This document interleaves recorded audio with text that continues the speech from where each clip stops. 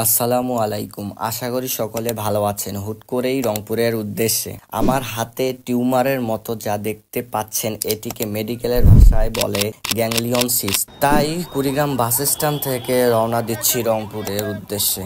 ট্রিটমেন্টের জন্য যে ডাক্তারের কাছে শরণাপন্ন হয়েছি তিনি হচ্ছেন ডক্টর আক্কাস আলী। আর ডাক্তার খালিদ হাসানের কাছেও আপনারা যারা ঢাকায় থাকেন তারা দেখাইতে পারেন। এর আকার বিভিন্ন ধরনের হয়ে থাকে।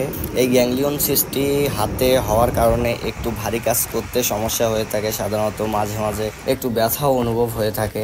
আর এই ট্রিটমেন্টটি মূলত দুইভাবে হয়ে থাকে, একটি হচ্ছে সার্জারি, আরেকটা হচ্ছে আপনার অ্যাসপাইরেশন ট্রিটমেন্টের মাধ্যমে, মানে মূলত ইনজেকশন পুশ করে পাইপ দ্বারা ময়লাগুলো বের করে নেওয়া আর এর পরবর্তীতে সেখানে ওষুধ প্রবেশ করে দেওয়া আর কি। আমার গ্যাংলিয়ন সিস্টটি ছোট, তাই আমি এই ট্রিটমেন্টটি নিয়েছি। সমস্যাটি ছোট থাকতে ট্রিটমেন্ট নিচ্ছি যাতে পরবর্তীতে কোনো সমস্যা না হয়।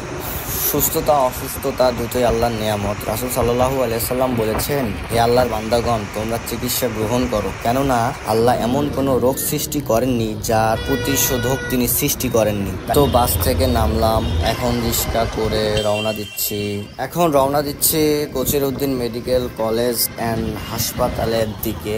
এটি পপুলার 2 এর একটু সামনে। আব্বু মেডিকেলের সামনে আমার জন্য অপেক্ষা করতেছে। আব্বু একদিন আগে এসেছিল তার অফিসিয়াল কিছু কাজের উদ্দেশ্যে। মেডিকেলের পরিবেশ মোটামুটি ভালোই বলা চলে। এখন যাচ্ছি 4 তলায়। লিফট সিঁড়ি দুটোরই ব্যবস্থা রয়েছে। 4 তলার একদম শেষের দিকেই স্যারের চেম্বার। স্যারের সাথে কথা বলার পরে এই জিনিসগুলো নিতে বললেন। এরপর আমার ট্রিটমেন্ট শুরু হয়েছিল। কোনো কারণবশত ভিডিও আপনাদের কাছে রেকর্ড করতে পারিনি। আলহামদুলিল্লাহ সবকিছু ভালোভাবে শেষ হয়েছে। সকলে আমার জন্য দোয়া রাখবেন। সকলে ভালো থাকবেন, সুস্থ থাকবেন। আল্লাহ হাফেজ।